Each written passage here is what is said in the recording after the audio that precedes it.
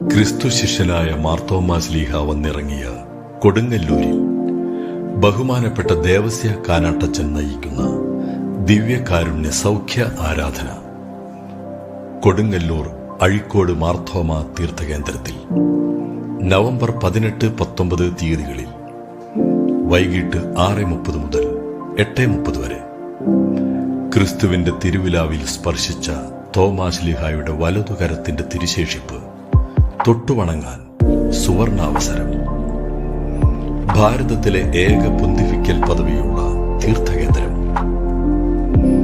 November 18-19 തീയതികളിൽ ബഹുമാനപ്പെട്ട കാനാട്ടച്ചനെ കാണാൻ മാർത്തോമാ തീർത്ഥാടന കേന്ദ്രത്തിൽ രാവിലെ 9 മണി മുതൽ സൗകര്യമുണ്ടായിരിക്കും. കൊടുങ്ങല്ലൂരിൽ നിന്ന് 6 കിലോമീറ്റർ മാത്രം.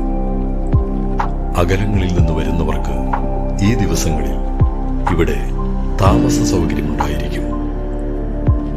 വിശദ വിവരങ്ങൾക്ക് ബന്ധപ്പെടുക father Sunny Punnelipparambil CMI. Phone 944-76-94975. Father Franco Chittilappilly CMI. 944-62-78-131.